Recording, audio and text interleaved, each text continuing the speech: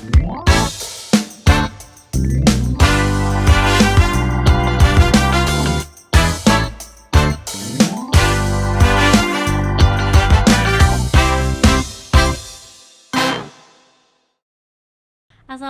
warahmatullahi wabarakatuh, sobatmu, kembali lagi bersama Fafa di Lensamu Podcast. Nah, hari ini Fafa nggak akan sendirian karena Fafa juga ada teman ngobrol. Sebelumnya Fafa ngingetin dulu buat sobatmu semuanya, jangan lupa untuk selalu dengerin Lensamu Podcast di Anchor atau di Spotify, bisa juga disaksikan di YouTube Muhammadiyah Channel. Oke, langsung aja kita sapa teman kita bicara hari ini. Halo, assalamualaikum warahmatullahi wabarakatuh, Mas Arif. Waalaikumsalam warahmatullahi wabarakatuh. Ya, Apa kabarnya nih, Mas? ya baik, kenyang Alhamdulillah. dan masih jaga protokol gitu. Iya, masih jaga protokol ya kita sobatmu karena masih pakai masker ya. Nah, Mas Arif apa nih kesibukannya? Ya, saya secara eksekutif gitu di PP Muhammadiyah di manajer pusat siar digital Muhammadiyah. Cuma di masa pandemi ini saya dapat banyak tugas untuk di Muhammadiyah COVID-19 Command Center juga gitu, dan juga dan juga masih di kebencanaan juga gitu tapi memang yang hariannya, yang eksekutifnya kan saya di pusat siar digital Muhammadiyah. Iya. Nah, aku tadi lupa ngenalin bahwa Mas Arif ini adalah manajer pusat syiar digital Muhammadiyah atau PSDM ya, yang kantornya itu di kantor PP Muhammadiyah nih, lantai 2, Jalan Cididiran nomor 23. Nah, Mas Arif, hari ini kan kita pengen ngobrolin tentang tantangan menghadapi generasi digital nih. Seperti yang kita tahu kan banyak ya nih Mas, generasi digital saat ini, nggak cuma dari generasi X atau baby boomers, juga bisa jadi milenial dan tentunya pasca milenial. Nah, menurut Mas Arif, siapa aja sih yang sekarang sedang mendominasi gitu di dunia digital ini? Oke. Mau ke pengguna dulu ya, mungkin pengguna. Jadi kita akan bicara perangkat digital tuh bisa ngomong perangkat tentang yang produksi konten siapa, yang penggunanya siapa, dan sebagainya. Kalau yang dominan sebagai tanda kutip aktivisnya gitu, adalah saya masih ke milenial sih sebenarnya, ke generasi X, mereka yang banyak membuat konten. Mereka nggak sekedar audien, tapi mereka yang mendominasi pembuatan konten dan juga pembuatan aplikasi. Jadi kan kalau digital tuh ada aplikasinya, ada platformnya, ada kontennya kan gitu. Nah, ini masih banyak milenial nih. Ya terbesar misalnya ya pembuat Facebook ya orang milenial, Gojek ya milenial juga gitu. Tapi nah, untuk sebagai audien, sebagai pengguna ini atau peserta atau mungkin juga customer nyebutnya zaman itu banyak kan, kalau di statistik malah banyak kan yang sudah ke pasca milenial, yang Z gitu kan, yang Z dan apa Alpha juga? Alpha mungkin masih dikit sih, tapi sudah mulai. Jadi mungkin enaknya, mungkin kawan-kawan pengen tahu ya kalau perbedaan. Pertama gini, itu semua bukan era, tapi itu generasi. Mungkin agak berbedaan. Kadang-kadang ada ngomong gini, ini sekarang lagi era milenial gitu.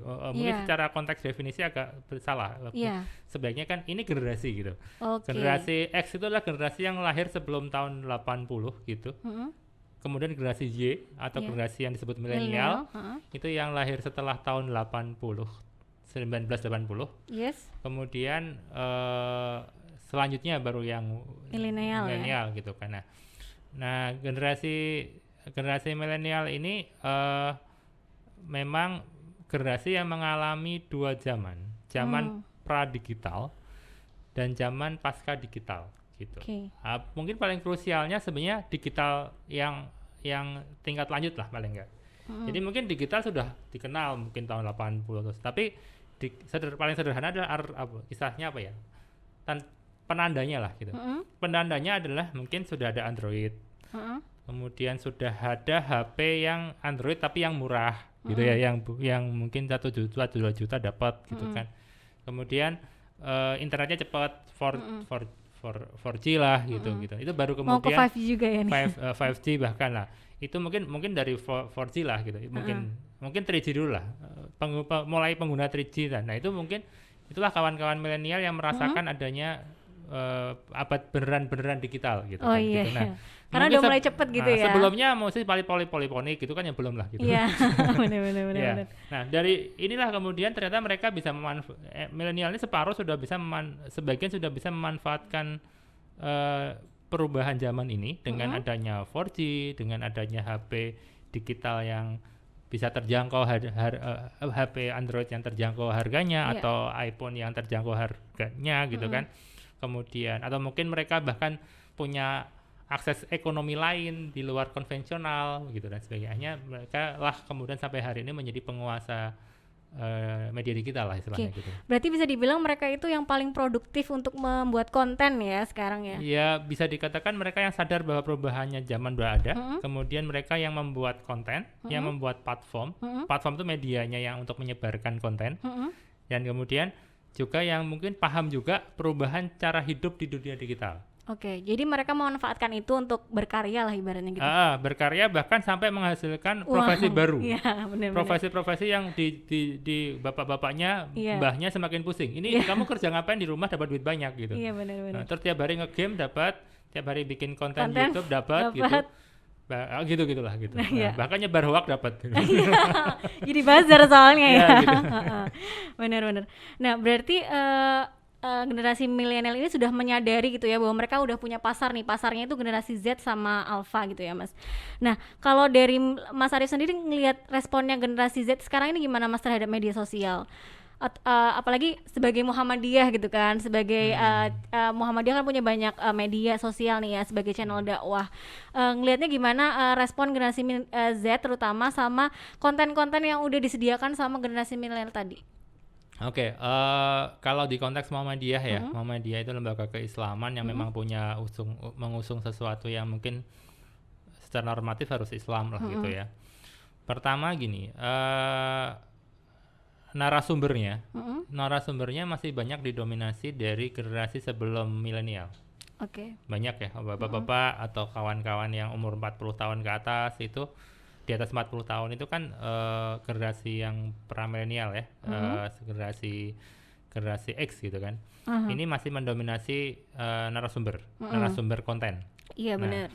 Kemudian kreatornya itu milenial, tapi di konteks Muhammadiyah ini masih perlu dibuster, perlu dikuatin lebih tinggi lagi karena milenial yang kawan-kawan Muhammadiyah itu kan kalau sekarang umuran Nasihatul Aisyah. Iya benar. Umurnya pemuda Muhammadiyah. Ya. Ini masih butuh terus digenjot. Masih banyak sih sebenarnya inovasi banyak. Misalnya di Piungan mereka bikin podcast misalnya gitu. Bahkan nggak wilayah bahkan gitu kan.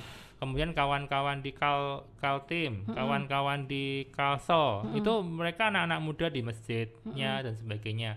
Kemudian sekarang kawan-kawan misalnya punya konten-konten YouTube misalnya gitu kan, atau dan bahkan sudah dimonetize dan sebagainya. Kawan di DIY ada kajianmu misalnya gitu ya, yang malam itu juga banyak digarap ke situ. Tapi memang posisinya masih kayak semacam perlu terus untuk dikembangkan biar karena tadi bridgingnya membutuhkan misalnya gini, butuh satu bridging atau jembatan antara narasumber yang X gitu ya dengan mereka milenial yang bikin platform, kemudian audiennya selain milenial juga pasca milenial. Nah, dalam bahasa lain sederhana gini deh kalau di Muhammadiyah.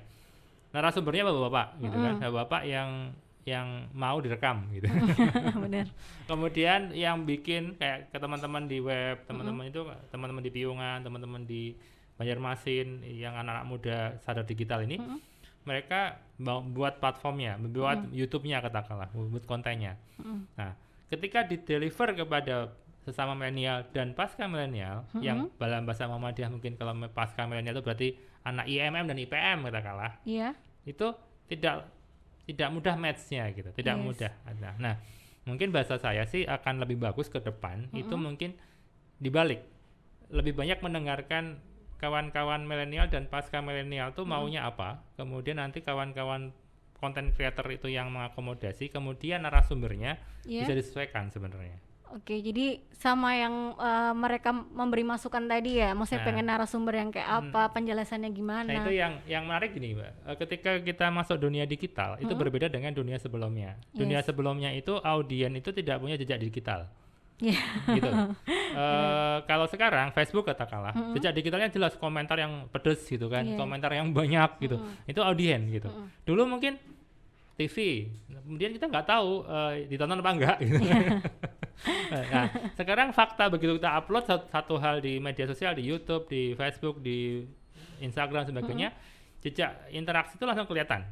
Nah, bahkan ketahuan juga umurnya kan, benar. Ada insight-nya kan. Nah, di situ perilaku mereka kelihatan ya. Akhirnya permintaan mereka itu akan kelihatan. Nah, sebaiknya ke depan kawan-kawan content creator di Muhammadiyah khususnya atau di umat Islam secara umum lebih banyak mendengarkan, membaca, mengamati sebenarnya kawan-kawan audien itu maunya yang seperti apa. Kemudian coba dimediasi oleh content creator. Nah, narasumbernya disesuaikan. Gitu.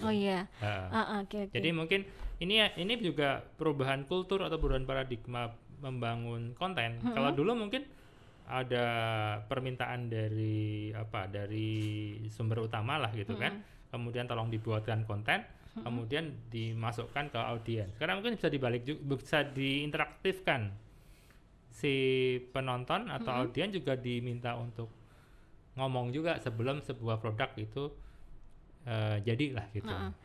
Tapi Mas, kita juga nggak memungkiri ya, kadang-kadang mungkin generasi X ini juga apakah setelah menyadari bahwa dunia kita sudah berubah gitu, dan ini benar-benar urgent. Nah, gimana membantu mengedukasi mereka gitu? Nah, ini agak mungkin menggunakan kata edukasi aja saya nggak berani ya. Karena bapak saya misalnya gitu atau om saya atau Pak Ade saya kan, soalnya di grup keluarga suka terjadi pertentangan makanya juga. Kenapa milenial dan pasca milenial tuh keluar dari grup keluarga. Rata-rata kayak gitu ya. Dan pindah jadi Line, nggak pakai Line, nggak pakai WhatsApp gitu, karena biar alasan maaf saya nggak install WhatsApp. Padahal maksudnya tuh saya nggak mau ngurusi bapak yang ngurusi hoax gitu. Mungkin gini, sebenarnya memang ini harus dilakukan karena memang mungkin jadi bahasa saya secara normatif malah tugas suci kaum milenial untuk menyelamatkan bapak-bapak dan orang generasi sebelumnya. Jadi kawan-kawan PR yang berat ini Mas. Karena bukan ngomong konten, bukan ngomong surga neraka, tapi ngomong akhlak nih masalahnya nih. Benar-benar. Bagaimana melihat sesuatu kondisi yang berubah dan kemudian menyampaikan sebuah kondisi bahwa berita itu, konten itu sekarang bisa dari macam-macam, termasuk dari yang tidak benar kan gitu. Nah, artinya memang kita butuh strategi besar sih sebenarnya. Yang selama ini banyak mendakwahi milenial dan pasca milenial dalam konteks digital, sepertinya juga kita butuh membangun sistem untuk mencari cara, dalam bahasa lain, mengajak bapak-bapak atau yang itu untuk lebih bersama kawan-kawan yang milenial untuk menikmati abad baru ini dengan lebih rasional dan lebih nyaman lah secara gitu. Menarik banget ya Mas, soalnya juga realitanya emang membutuhkan effort yang luar biasa gitu ya ketika memang harus memberi penjelasan kepada orang-orang tua tadi, soalnya juga berkaitan dengan akhlak gitu ya. Nah, kemudian Mas Arief, kita ngomongin juga soal kiat-kiat gimana nih Mas biar kita bisa menyampaikan pesan itu tadi, pesan kepada generasi Z, generasi setelah pasca Z juga. Gini, kalau konteks Muhammadiyah dan dakwah umum Islam secara umum itu tuh nggak bisa milih sayangnya gitu ya. Maksudnya tidak ada satu generasi yang ditinggalkan, tuh nggak boleh gitu kan. Tapi dalam konteks pembuatan konten kita bisa milih.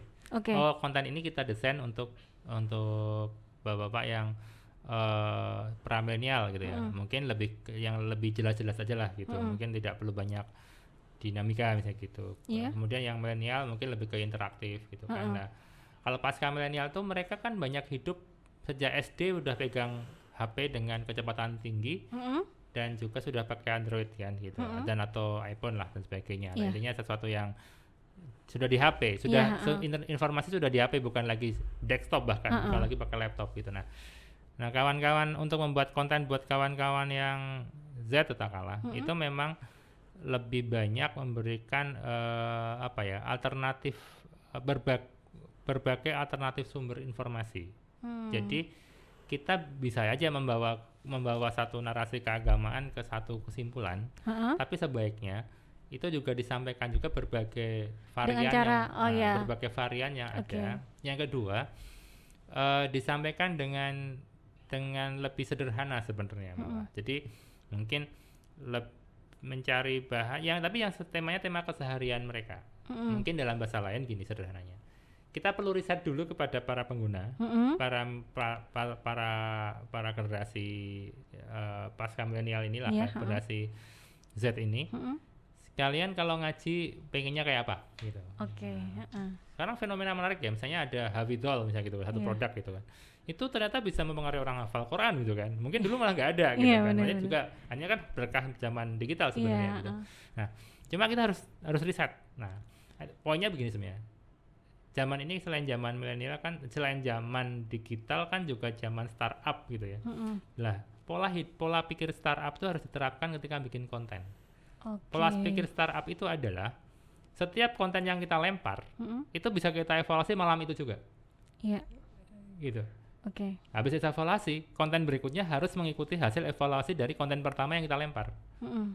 Konten ketiga harus hasil dari evaluasi konten kedua. Terus dilakukan. Jadi trial terus dari satu ke konten yang lain gitu ya? Iya, jadi kalau kita misalnya punya podcast, katakanlah kita mau nyelesain 10 podcast. Podcast ke-10 itu harus hasil evaluasi podcast 1 sampai podcast ke-9, misalnya insight-nya, interaksinya, engagement-nya, dan sebagainya harus dipakai untuk menghasilkan podcast ke-9 atau podcast ke-10. Nah, ini kultur baru dalam ini untuk karena generasi Z ini sangat tidak bisa diprediksi sebenarnya karena dia punya banyak informasi sebelum kita ngomong. Jadi kita mau ngasih suatu informasi ternyata generasi itu sudah dapat banyak informasi sebelum kita sampaikan. Nah, bisa jadi malah ngedebat terus gitu ya. Merasa lebih pintar. Nah, caranya adalah memang interaksi dijalankan, kemudian feedback dari mereka diterima, evaluasi terus dilakukan untuk sebuah konten gitu. Nah, Mas Arief, mungkin yang terakhir nih Mas, tadi ya tantangan menghadapi generasi digital tadi ya. Nah, kunci utamanya apa nih Mas? Biasa evaluasi memang. Evaluasi yang berulang gitu ya. Kemudian insight itu jadi bahan evaluasi. Kemudian jangan lupakan walaupun kita ngomong digital, mungkin ngomong online, interaksi dengan audiens secara offline juga harus dilakukan. Ya walaupun medianya bisa macam-macam, bisa bermacam, karena kita harus mendengarkan beneran. Sebenarnya yang kita buat itu nyampe nggak? Ilmu komunikasinya sederhana ya.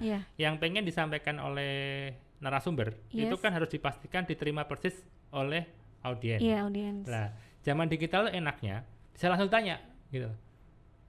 Misalnya kita bikin konten A, gimana responnya? Rukun iman itu 6 gitu ya. Dicek 6 beneran apa enggak, itu bisa sekarang gitu. Jangannya sampai sana 7,5 gitu kan ya.